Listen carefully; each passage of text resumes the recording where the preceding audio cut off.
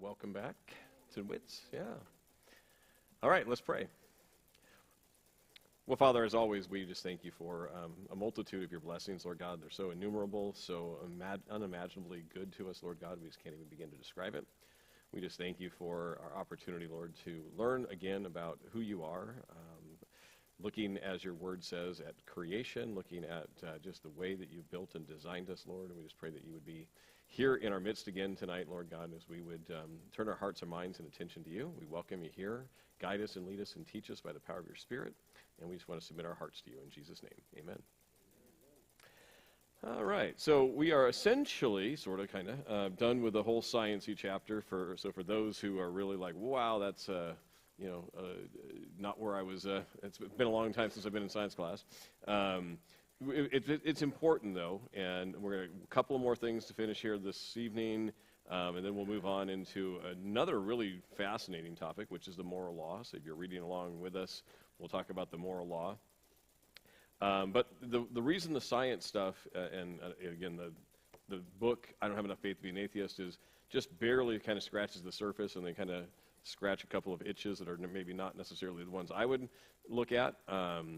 But it's super important because I think that's what most people who reject God, reject the Bible, reject Christianity, tend to fall back on and say, hasn't science disproven the Bible?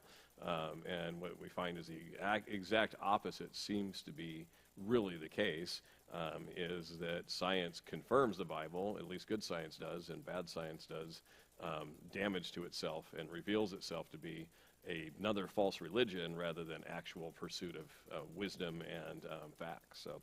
So I got a few quotes that'll go along with that. And then if we have time at the end of tonight, before it gets to the bottom at 8:30, I've got a short, like 8-minute video I was going to show you from YouTube, and I'm going to turn off the live stream so we can kind of do that for those of you here. And for those who are online, I can send you the YouTube video link if you want to watch it yourself. So we'll get to that later, assuming I can get through the material notes for tonight. So this, and before we even get into that, I'll just say we're in chapter 7 of I Don't Have Enough Faith to Be an Atheist, which is the moral law, the title, Mother Teresa versus Hitler. Yeah, we'll talk about that. And then we'll jump, presumably, I didn't bring the notes for tonight, but presumably when we finish that tonight, we'll jump over into the C.S. Lewis Mere Christianity, look at the first section of Mere Christianity, which deals with the understanding or the presence that seems to be, seems to be part of every person's existence. So we'll see some of that here today. I tried to strip out almost all of the C.S. Lewis Mere Christianity quotes from this section, although there's still some in there because it's kind of relevant to the flow of content. But then we'll look at the Mere Christianity that'll give us a deeper dive look at this moral law. Can we deny its existence or not?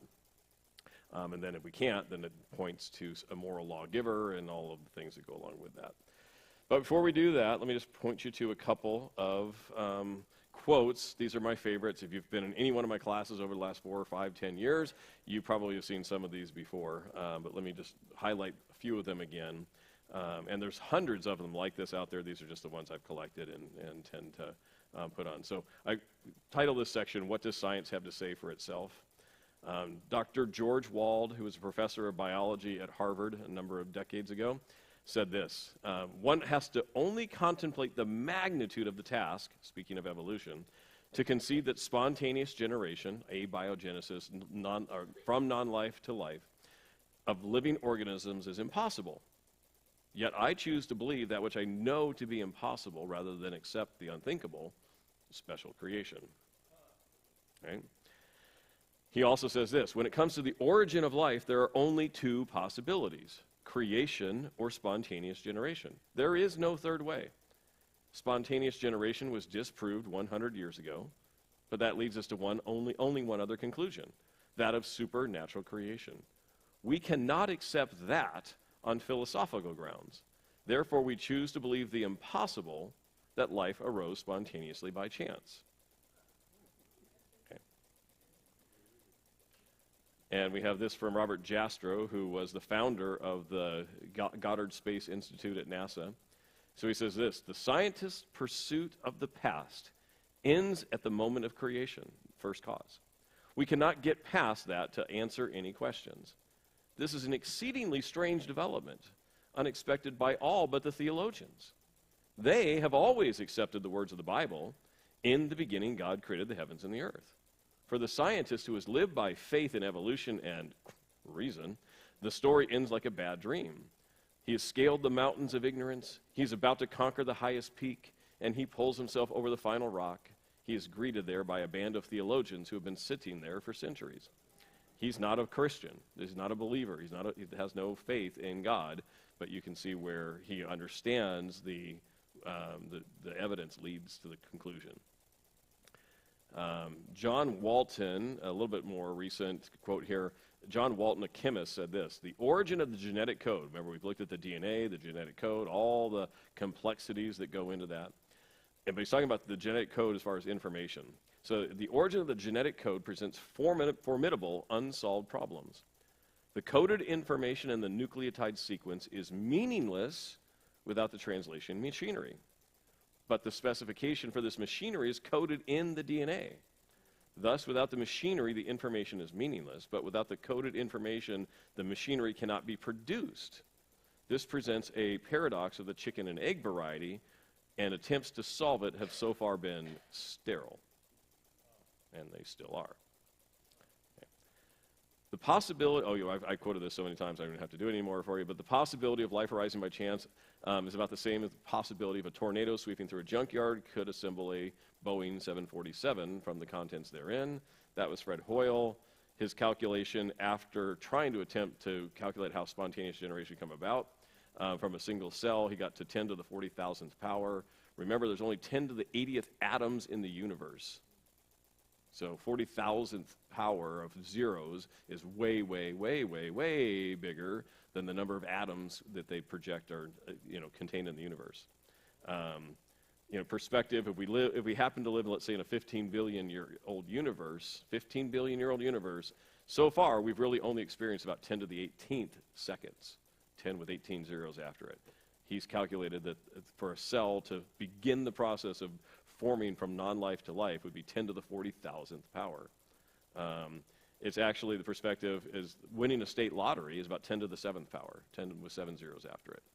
So what seems more probable? You going out and buying a lottery ticket and winning the state lottery, or life coming around by chance? That's what drove him to that conclusion. Winning the state lottery every week for 1,000 years by chance would be 10 to the 80th power. But a secular, materialist biologist comes to the conclusion that to get life from non-life, it's 10 to the 40,000th power. And I've also quoted Richard Dawkins a couple times before as well. He says, I have no explanation for complex biological design. All I know is that God isn't a good explanation. So we must wait and hope that somebody comes up with a better one. There's your committed to the truth scientist. He also says this: the appearance of design. Biology is the study of complicated things that give the appearance of having been designed for a purpose. They give the appearance of being designed, but they're really super complicated, but don't actually exhibit design whatsoever. So I always like, make sure you kind of catch that. These are real-life testimonies from real-life atheists who can't seem to get around the fact that their conclusions can't escape that what we live in is a very purposeful and designed universe in existence. Yeah, science talking to us. All right, so with that, we'll move into chapter 7 of Mother Teresa versus Hitler in our study in the, again, what we've been going through here is this trying to strip away all presuppositions, trying to start at the basic ground level and say, what is believable about the world we live in and what is just bluster by people who have an opinion but don't have facts to back it up, right? And so we looked at philosophy and found that, no, I think you really can't understand truth. I think truth is discoverable. I think that would be, it's only in a philosophical desire to eliminate truth can you eliminate truth. Really, you can't eliminate truth by just thinking that truth doesn't exist. And then we looked at, again, I'll use these terms, They're classical in their presentation. The cosmological argument, meaning the universe clearly exhibits by scientific discovery having a beginning, and a beginning demands something began it, a beginner. We looked at the teleological argument, which means looking at the past. And so, meaning what we're at now, we're, in my estimation, 6,000 years from the moment of creation. We look at the end of it and we say, gosh, this universe sure seems to be well designed and purposeful. And the more technology we get to drill deeper and deeper and deeper into the cells and further and further and further into outer space and wherever else we look, it's not getting easier to understand, it's getting harder to understand. I don't remember if I probably quoted this. I came across an article about 2 months ago. They've got the Hadron Super Collider for atoms and all that kind of stuff. They've been trying to smash them into each other at incredibly high speeds to kind of pull them apart and see what's going on in there. And one of these physicists who's been studying the atom for most of his career, and they continue to advance and advance and advance in this. He wrote an article that said the atom is the most complicated thing on the planet. It's far more complicated than anything anybody's ever seen. Most people can never imagine how complicated it is. And of course, it's the basics, building blocks of everything. Stars and cells and everything is an atom. And it's not easy to explain its existence. It's incredibly difficult. We can't even understand it after decades of exploding atoms and trying to look inside of them. All we're coming to the point is we have something very complex. Okay. So now we're talking about what we ultimately would call a third or fourth line of argument here, and that is the moral law. And this one is not as, mathematic-y, not science-y. It's just dealing with the reality of what we can actually perceive about the one piece of equipment we have more insight into than anything else, and that's the human existence, right? We can observe orangutans and we can observe stars out in the heavens, but we really, have a better chance of understanding humanity than we do anything else in this existence. And so we're going to look at the moral law. Does it exist? Does it not exist? So the first question that is posed for us to consider, is there a standard? If there's no moral objective standard, then life is nothing more than a glorified Monopoly game, is the analogy used by our authors here. So whatever you acquire in this life, when you die, goes back in the box for somebody else to acquire after you die, right? There's just one considered. There's just nothing else. You live, you do whatever you do, you're not accountable for anything, you don't gain anything, you just put everything that you earned or whatever happened in your life back in the Monopoly box, and somebody else plays the game after you. But the second point is, why, genuinely ask yourself this question, why do most human beings seem to have the same intuitive sense that they ought to do good and shun evil? Now notice it doesn't say all. There's some very, very immoral people out there who seem to have a seared conscience, cannot even determine what is right or wrong. But I think we'll even discover that most of those who seem to have this seared conscience, they still have some sort of a moral standard that they live by. It's only very corrupted, but they still have it. And a lot of times I'll use this, like, not that I've really, per se, other than former, I've never met, and had conversations with actual current gang members. I've had a couple of conversations last month with a couple of different ones that we used to be, and that they're now Christians. But gang members, they don't mind killing, they don't mind stealing from one another and do all these things, but boy, don't steal from me.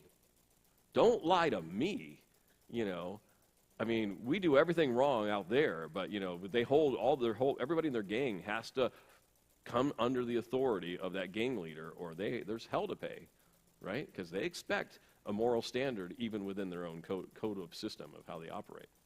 So why do most humans have something in them that seems to shun evil and understand that they really, even if they don't do it, they ought to have done something good in response to whatever stimuli you have? So there's a hypothesis here, and we've seen this kind of syllogism again that we've looked at before. And this is just, a premise and all that. So there's a hypothesis here that there really is a moral law that has been written on our hearts. That's the hypothesis. No one's asking anybody to accept the hypothesis without investigation first. So here's the premise that helps to fuel the content of this chapter. Premise number one, every law has a lawgiver. If you go into Washington, D.C., or into Olympia, Washington, or whatever, and you pull out the code, all the statutes, you go, here's a code. It was written 150 years ago. Did it come from nowhere, or did somebody write it? Right? Every law has a lawgiver. There is a moral law. That's a premise, not a conclusion, not a fact at this point. But if these two premises are true, then there must be a moral lawgiver. That's what we're going to explore here. That's not, like I said, a statement you must accept without investigation. It's just a statement this is what we're going to explore. Is there really a moral law, and is there really, therefore, a moral lawgiver based on the evidence that we have? So we see some of these things in our own language, even by people who don't necessarily hold to any type of Christian or religious value. But we even go to our own Declaration of Independence from 1776, and it states that the moral law is self-evident. Okay, it says we find these truths to be self-evident, right? And then it begins to state this. I don't need to appeal to the King of England. I don't need to appeal to the Catholic Pope. I don't need to appeal to any other human agency. I just say it's self-evident to every human being that these laws, the pursuit of freedom and life and liberty and happiness and all of that, is a self-evident claim that humanity appeals to. Also, number two, without an objective standard of meaning and morality, then life itself is meaningless. There is absolutely nothing right or absolutely nothing wrong if you don't have a moral law. Everything's just a matter of opinion. And why should one person or one group of people's opinion, trump somebody else's? Is there some kind of analogy there that democracy is two wolves and a lamb deciding what to eat for dinner, right? It's you've got a vote, everybody votes, let's eat the lamb for dinner. That's democracy. Is that a matter of personal opinion? Is there something associated with that says what's right and what's wrong, as opposed to just the majority rules and this category of thought? So the moral law, if there is one, is demonstrated by the observation that all people seem to be impressed with a fundamental sense of right and wrong, even if most, nearly all at some point in time in their life, ignore it. Okay? But compare these kind of just super easy statements. Love is superior to hate. Who stands up and argues that hate is a superior action or motive or feeling than love? What grounds do they have to make such a claim? Okay? Love seems to be superior to hate, and most human beings accept that love is a better response than hate. Courage is better than cowardice. If the whole world were filled with nothing but cowards, where would we be? Everybody, or if you had 99% cowards and 1% aggressive, willing by hostile forces to go and take everything from the cowards, you would have 1% of the population not just seeming to own everything, they would own everything. Yeah. Letter C. So there is no land, think as far back in history as you like, look around the world at all the 2,000 or whatever countries and nations we have on this planet. There is no land, no nation where murder is considered a virtue and gratitude towards other things and other people being a vice. Why are you so grateful? That's disgusting to me. Who says that? Right? Where do we find somebody going, your gratitude is just deplorable to me? Why don't you go out and murder somebody? That's the right thing to do. Can you imagine this being a society or a nation standard? It doesn't make any sense, does it? Everyone knows there are absolute moral obligations that are binding on all people at all times in all places. But how can this be? Especially if we're bags of chemicals that evolved out of the goo through the zoo to us. Why is it that all people seem to understand there are indeed moral absolutes that are always binding? So, then, if it seems we have this perception, how do we know the moral law exists? Okay. First off, really, we can say, the first claim, and you can try to work your way through it, but the moral law is undeniable. Number two, or letter B here, is we know it by our reactions, and it really forms the basis for all claims to human rights. We'll explore all this as we go. Okay. It is the moral law would seem to be the unchanging standard of justice, right? Murder is wrong. Love is better than hate, those kind of things. It defines a real difference between various moral positions that any person, group of people, or nation might take. And since we know what is absolutely wrong, like the title of the book here, or title of the chapter, Hitler, since we know that this is absolutely wrong to kill 70 million Jews or whatever it is in the Holocaust, right? It's absolutely wrong to do that. Then it must reveal to us there is an absolute standard of rightness which all people inherently know. You don't need to convince anybody that murdering tens of millions of people is wrong.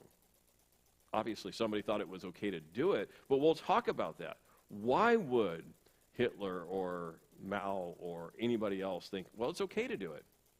There are justifications that people come up with, but it's always a justification as to why they don't have to be bound by the moral law. It's not a denial of the moral law. So the moral law is the basis for political and social dissent.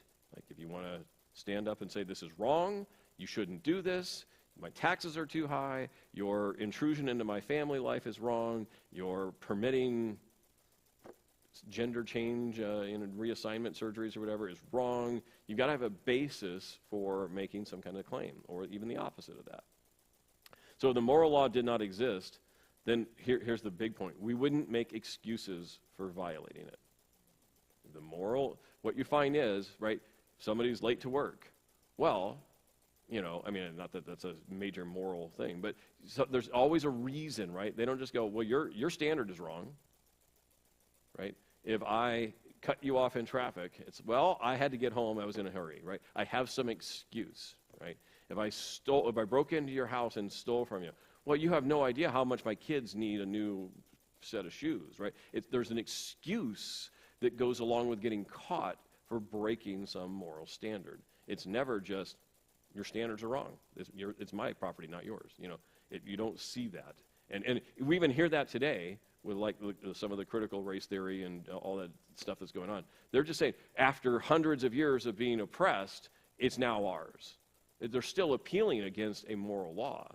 They're not saying the moral law doesn't exist when we see these kind of actions. So let's deal with this. The moral law is undeniable. That's a claim. Let's see if we can't support that. If there really is no absolute truth, then a claim that there is no absolute truth cannot be true. This goes back to our Roadrunner tactic in our first or second chapter, right? So, people will make some claim. There's no absolute moral law.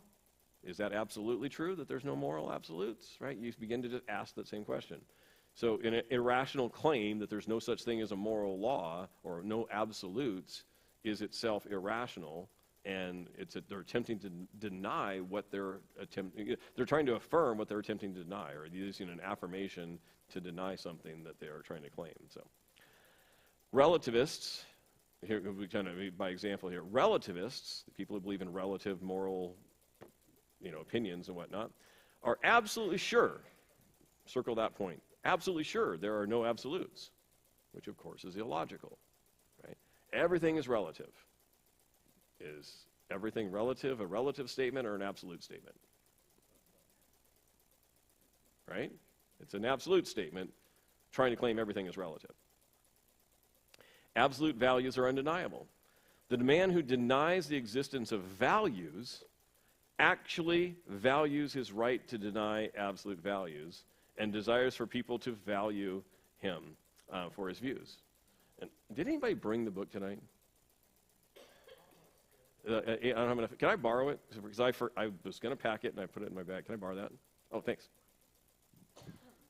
I want to read this one quote here from Norman. Boy, I wish I would have been in some situations with him a few times. Let me just read the section here. So page 173. He's in a situation where he's talking to some people at a like school board meeting or something, I think it is. So he says this. He says, like absolute truth, absolute values are also undeniable. While the claim there are no absolute values is not self-defeating, the existence of absolute value is practically undeniable for the person who denies all values, values his right to deny them. Further, he wants everyone to value him as a person, even when he denies that there are no values for persons. Here's the point. This was illustrated clearly a number of years ago when I, Norm, was speaking to a group of affluent, well-educated Chicago suburbanites. After I suggested that there are things as objective moral values to which we all have an obligation, one lady stood up and protested loudly, "There are no real values. It's all a matter of taste or opinion."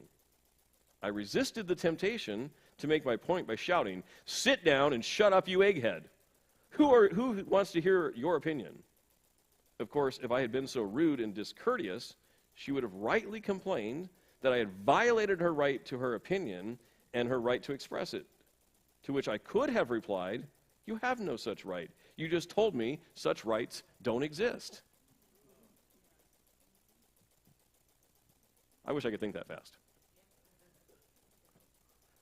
So, telling a person who says there are no such things as right and wrong, they're all a matter of opinion, to sit down and shut up, to someone who denies the reality that these things exist, would certainly generate a response. Can you imagine anybody not responding or reacting to someone telling them in a board-type meeting or whatever, "Sit down and shut up"? They're probably going to be enraged. Why? Why are they enraged if they tell me that there's no such thing as a moral standard? I have just as much right to say it or as not to say it. So, this tells us that our reactions help to discover the existence of the moral law. We recognize all people fail to keep the moral law, but it's our reactions, like a woman who claims there's no such thing as a moral standard, getting upset when you call her an egghead. Right? How about an outrage of a relativist student? Somebody says there are no absolutes, everything's relative, and he writes a paper for his college paper, and he gets an F on his college paper for no reason other than the professor just said, "I felt like giving you an F." It's all relative. What's he going to do, right? He's going to say, "I worked hard on that paper. I spent hours over my weekend. I start writing that paper. I put a lot of effort into it to tell the whole world that everything is relative." And the professor says, "You're right. You convinced me. Everything is relative. Take your F and go home." Because what's the point of giving you an A if everything is relative? The student, how many think the student is going to be in any way accepting that the relative position he holds should be continued through his grade system? Not going to happen. He believes that his hard work should be rewarded for obeying the standards and the syllabus of the class and how to get a good grade, even though he's asserting some kind of ridiculous claim that everything is relative, not absolute. Even relativists believe in moral absolutes when they feel they have been treated unfairly or immorally. You steal my purse, my wallet, you sleep with my spouse, you ding my favorite car, I'm going to be outraged even though I claim to hold to a very relativistic viewpoint. Every time. Our reactions reveal we actually believe there is a standard and a right and wrong, and that the people should treat us the way we want them to be treated, the way we want to be treated, based on some objective, higher than every person on the planet's existence, moral standard. So reactions to being treated unfairly reveals the moral law is actually written on every human being's heart. Relativism is ultimately an unlivable existence for anyone. You can't live in an entirely relativistic system. There's no way. You can't pay for gas. You can't pay your electric bill. You can't be employable. You can't show up to work on time. You can't trust that your spouse is going to stay with you for the next moment because everything is relative. Everything is relative. You have no idea. You can't go to the hospital and trust the doctors to treat you because everything is relative. Relativism contradicts our reactions and our common sense. And we see that. So sure, you can be in a philosophy class and a student and write all the glorious, wonderful words you want about how everything in the world is relative. Doesn't mean you live by it. Nobody can live by relativism. It simply fails anytime, every time it's applied. So again, reactions help us to identify right and wrong, even as a nation. So we had, 3 years ago, we had a national reaction to 9/11 that reveals certain things are absolutely wrong. You just don't fly planes into buildings to kill innocent people, right? What higher standard do you need to appeal to say that's wrong, all places, all times, all situations, you don't do it, right? Now, we can, again, talk about motives, and we can talk about how people think that they're doing something, but we can even unpack that. Why did they fly planes into buildings, to the best of our knowledge? Because they thought they were standing up for what their scriptures, whatever their system said. These are infidels, they need to die, and all of that. They were appealing to some standard. It was the wrong standard, but they weren't appealing to, we're just anarchists. We just love killing people. No, it's never like that. It's just we had a purpose. It was misapplied, misunderstood, but it was a purpose. The moral law is not always apparent from our own actions because we're sinners, because we're immoral. Humans choose to do terrible things all the time. We all accept that. But it's usually revealed in our reactions when we see or experience terrible things done to me. Okay? Like I said, the gang member, the hardened criminal and thief. I personally experience it, on the streets of downtown Spokane at times.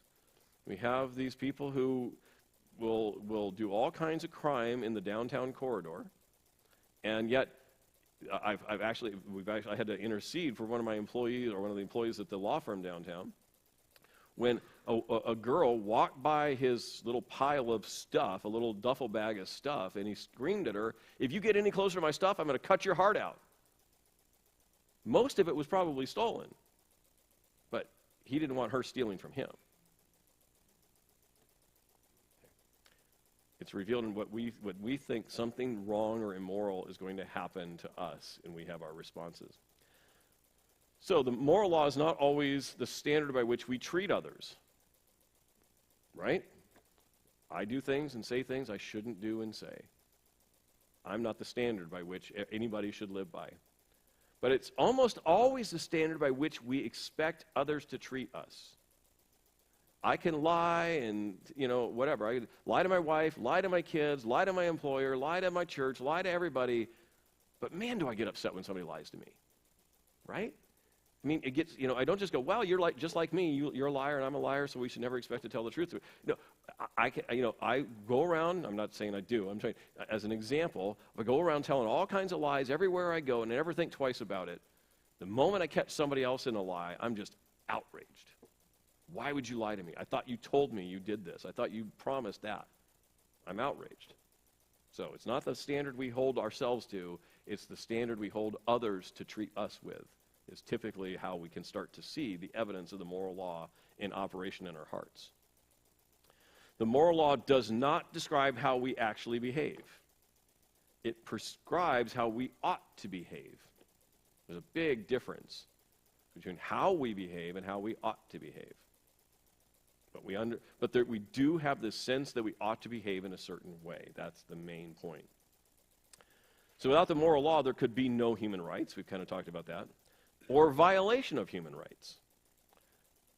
Back to our founding fathers, the founding fathers believed that the human rights are God-given. So they believed that there is a moral law and there's a moral lawgiver, and they appealed to that when we told the King of England, we won't be under your jurisdiction anymore. They appealed to our Creator to justify their cause because His moral law is unchanging and absolute. The way you treat us is not the way our Creator wants us treated. So we're rejecting you and following him. That's the Declaration of Independence. So we can know that Hitler and the Nazis' actions were absolutely wrong. And if we know that they're absolutely wrong, then we have to acknowledge there is a moral law. Because otherwise it's just a matter of opinion. We can only detect injustice because we know in our hearts what justice is. Right? We get, if someone murders somebody in our family, we want justice. But how could we even know what justice looks like or what it should be if we don't have some standard by which to appeal to? Someone steals from us, if some nation attacks us at Pearl Harbor or at 9/11 or whatever, there's this moral outrage that says we need to respond. We need to deal with this, and it comes from an appeal to a moral standard. And without an objective moral standard, any objection to evil is nothing but a personal opinion. Why? Especially given the materialistic, atheistic, evolutionary claims, why shouldn't the strongest person in this room tonight kill everybody else and take everything you own? That's survival of the fittest, isn't it? Why shouldn't I? Or if I'm not the strongest person, whoever the strongest person is, why shouldn't they take everything you have and then just keep going right down the neighborhood line and getting everything they can? Survival of the fittest. Why have all these weak people in the society when I can just use my strength to go and advance the strongest part of society? Why would we object to any form of evil? Why would we object to some guy walking down, Main Street, downtown Spokane, and raping every woman on the street that he sees? Why would we be outraged by that if there's no moral law? It's a standard, and it's not an opinion. It's not a vote. We all understand within our own being, our own hearts, that there is a standard by which every human being is expected to live by, even if most human beings don't actually do so. We intuitively know that someone's taste in food, let's say I like chocolate, you like vanilla, is not categorically the same thing as having a preference for good versus evil. Categorically different. It's okay that some people like chocolate and other people like vanilla. It's not okay that some people like to do evil and other people would prefer they do good. There has to be a difference, a quantitative, qualitative difference between good and evil versus just mere human preference for certain things and certain actions. Without a moral law, we could not even detect injustice of any kind. How could we even know that murder's wrong, that stealing's wrong, that adultery's wrong, rape is wrong, if we don't have some sense of what is right? We don't even have to observe it. You can just know in your heart. You could grow up in a tribe in Africa or in Asia or somewhere out in the sticks, wherever, and you'll still understand the moral law, even if no one in your tribe practices it. You'll still have a sense of this right versus wrong, because every human being has it. Without justice, injustice is meaningless. Right? Committing what we call crime or immoral act or injustice, it's meaningless if there's not a such thing as justice. So, because we know the moral, since we can identify in our own lives, we can look around and say, ask yourself in your entire life's existence, I've never ever once seen evil. Never ever once said that's evil. Some action, terrorism, murder on the streets, something your family member did to you, something whatever, you classify that as evil. If you know evil exists, then you're by default stating that you know a moral law exists, because you're making an appeal to something outside of yourself that says, I know what's right and I know what's wrong, and it doesn't come from my thoughts. It comes from something within me that's not just a thought or a preference or an opinion.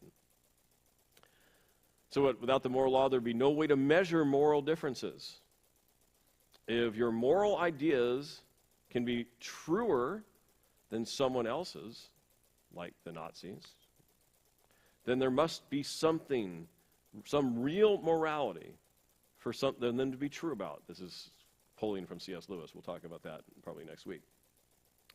Moral claims must be based on a real moral law.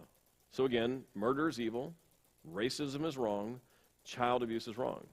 None of these claims can be made if there's not an actual standard by which we're making an appeal to. Anybody disagree that murder is evil? That racism at its core is wrong? Whether it's old version or new version of racism, racism is wrong. Child abuse is wrong. These standards are clearly not matters, again, of personal opinion.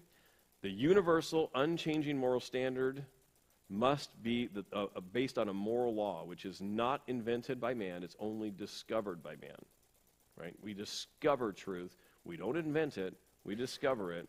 We're recognizing there's an unchanging human standard for morality, and the source of that must be a moral law, and it must have been written on our hearts, because we don't need to appeal to any text, religious or otherwise, to understand that there are rights and there are wrong things and right things, there are evil things and good things, and we recognize that from our own conscience and our own internal being. So we can't know right and wrong without the moral law. And attempts to deny that we can know right versus wrong fail anytime or another a relativist asserts that something is in fact wrong in their view.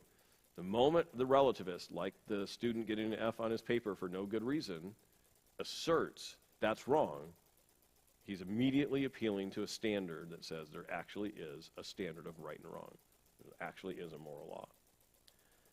Every negation, declaring something to be wrong, implies an affirmation that there is something, or there must be something right against an unchanging standard.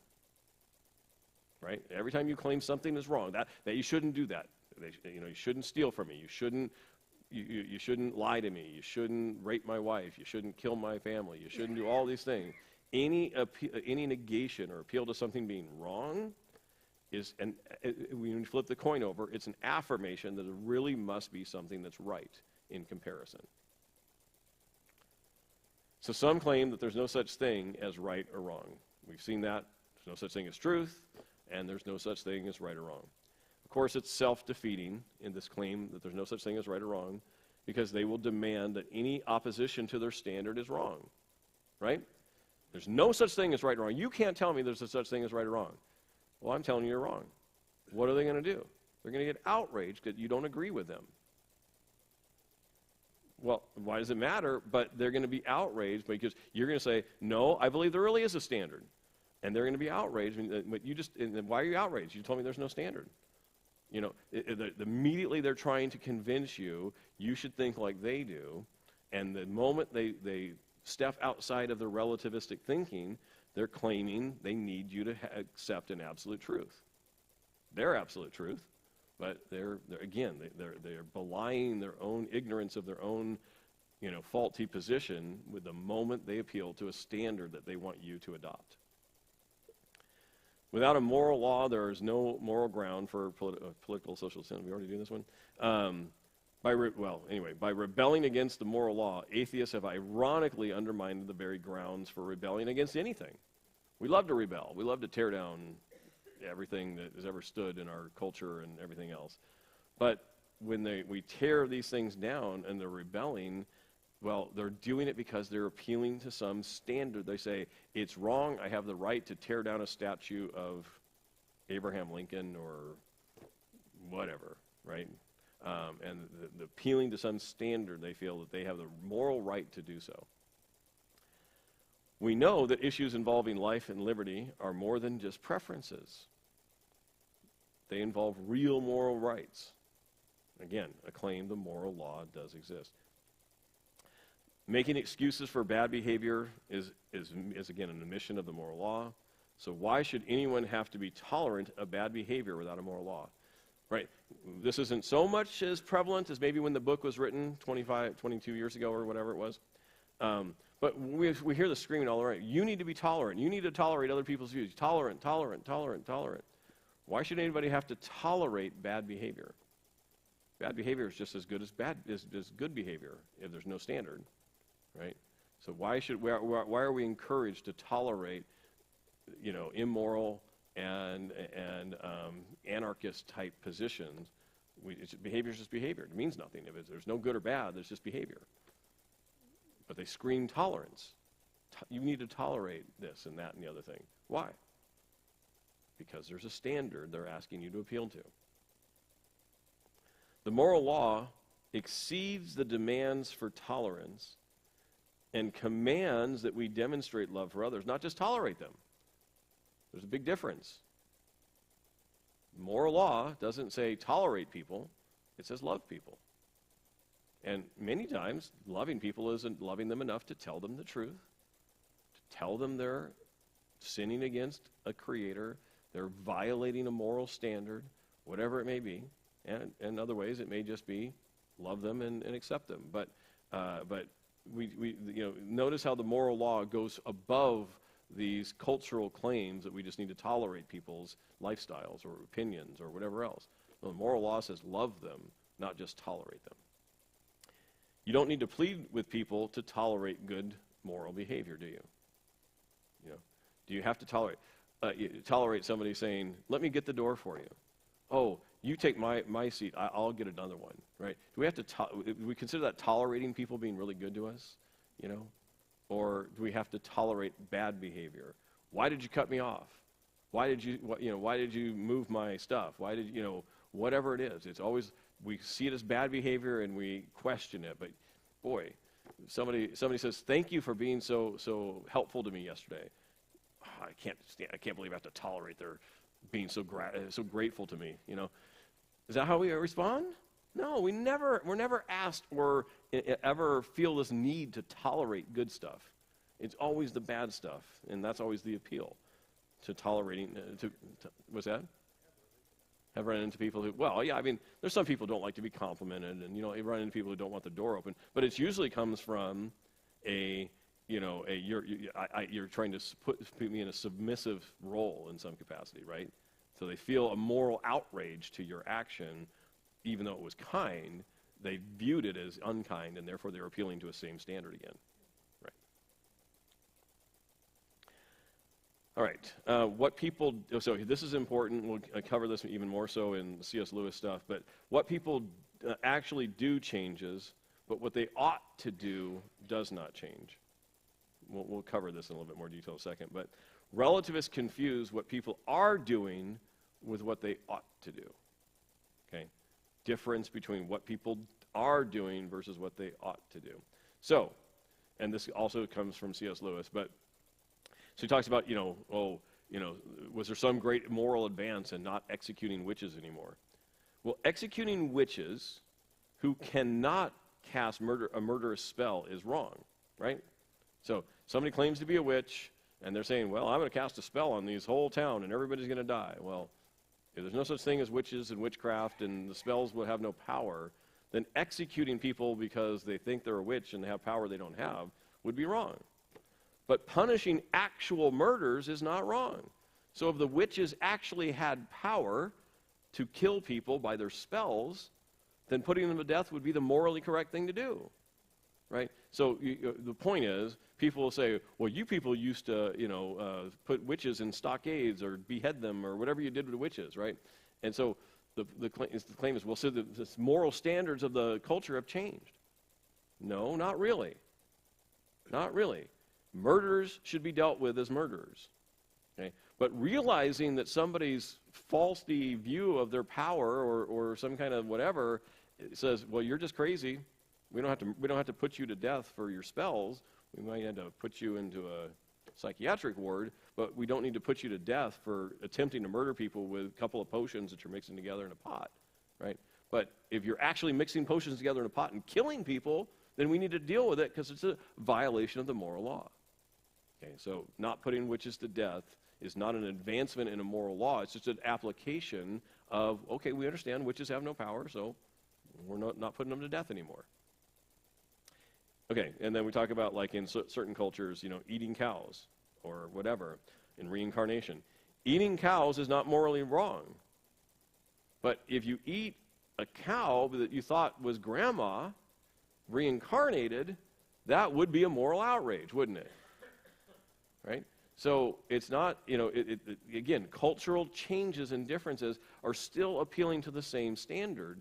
They're just different applications of the facts, right? So if grandma really does die and reincarnate herself into a cow, it would be considered murder to kill the cow. But eating cows that are not former humans is not murder. It's just good food, right? So it's not an immoral action. Both of these examples, we're dealing with not killing witches that aren't killing people and not eating cows that aren't grandma. Both of these examples uphold the same moral code, which regard murder as a violation of the moral law. There's no change or advancement in the application of the standard from culture to culture. It's always the same. It's just a different understanding of what might be happening in those cultures. Absolute morals versus situational ethics. Okay, we've all heard of situational ethics. I mean, in the 21st century, we probably all heard situational ethics. Well, in this case, you're allowed to sleep with your secretary, but over here, you're not allowed to sleep with your secretary, right? As if there's some situational ethic or something that's applied. Again, faulty thinking. Absolute moral versus situational ethics. The absolute moral law exists even if people fail to properly apply it. It's always the case. Even if no one appeals to it, even if no one obeys it, the absolute moral law exists even if people don't fail to apply it properly. Life always has value, and the moral law always affirms that life has innate value. Human life, specifically, right?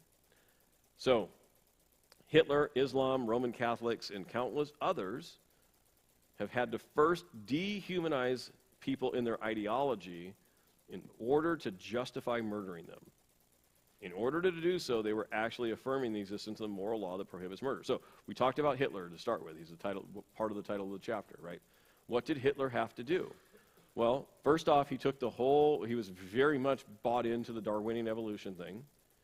Darwin himself classified people into lower and higher people groups, and he said, the Africans are more closer to the apes, and eventually we'll kill them all off, right? This is what Darwin was proposing.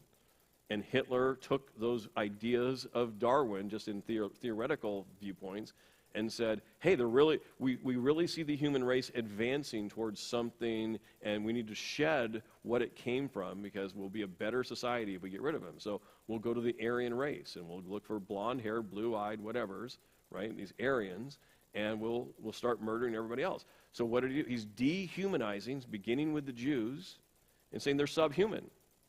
So I have every right to kill them and exterminate them because they're subhuman. If Hitler really thought they were the same exact value as himself or all others on the planet, he couldn't have killed tens of millions of them. He had to dehumanize them for his own moral standard and the moral standards of the SS or Nazis or whatever for them to do that. And he's not the only one. As I said, with flying planes in the buildings, Islam had to do the same thing. We're in the right, and we have all these infidels, and we have every right to kill infidels. So infidels were being dehumanized. What happens in almost every war? I don't want to use pejorative terms, but whether it's Japanese or Koreans or Germans or whatever, we come up with some name that's very pejorative against them and vilify them, and then it doesn't feel so bad to kill them. If we really thought they were fully at the same level of humanity as we are, we have a much harder time killing them. The same thing with Catholics, Roman Catholics, and they also attacked the Jews well before Hitler did, okay, with the Crusades and all of that. And what did they have to do? Well, they started calling the Jews Jesus killers, and they started killing even Jewish babies, having contests to see how many Jewish babies they could put on a spear. They're dehumanizing a part of the human race to justify their actions. What does that tell you about the moral law? If you don't first dehumanize, your own conscience tells you I can't do this action. So consider every single war, certainly that America has been in, or any of these other examples, and you'll find the dehumanizing of the people, especially if we're talking about the initiators of it, like Hitler and the Jews, right? Dehumanize and kill. We go off and fight the Germans and the Japanese, and we say they attacked us, so we have every right to defend ourselves, but we still, because it's so hard to kill another human being and not feel that moral conviction, we come up with a term to dehumanize them even in that role. Okay, it's just the human nature, because the moral law exists, and it convicts us strongly against these improper actions. And the same thing could be true of a husband murdering his wife, right? He's got to call her the enemy. She's the worst thing that's ever happened to me. She's evil. She's wicked. She's X, Y, Z. Right? It's almost always the case. They feel a moral justification for taking this murderous action because they've, in a sense, in their mind and their heart, dehumanized their victim. And you see all that with all the crime shows and whatever. Some very messed up mass murderer, serial killer, whatever, who has a thing against women or prostitutes or whatever, and then he goes off and kills them. He's justifying in his actions, I have every right to do that. Not that some people do not truly have a seared conscience, and some people have zero capacity to truly understand right and wrong, but most people who still have a moral standard because they're not genetically or whatever, or chemically from drugs and stuff impacted by it, they have to dehumanize to involve some level of these actions. So in doing so, they were actually affirming the existence of the moral law that prohibits murder in every one of those cases. If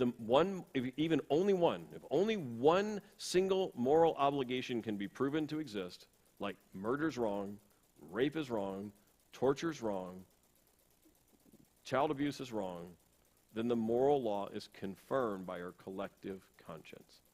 All people at all time. 8 billion people on the planet today, and however many billions of people have lived in the 6,000 years since we've got here, that's all testifies to a existence of a singular moral law in our culture. Okay? And so that's how we begin to start to come to a true understanding. Yes, we have a moral law. Yes, it's not an opinion. It's not a preference. It didn't come from chemicals all bonding together in some gooey environment. There actually is a standard, and there actually is a standard that exists above and beyond and far and outlives and outweighs all human thought process. Therefore, we're starting to find the moral law must come from something outside of humanity. So with that, we'll take our break.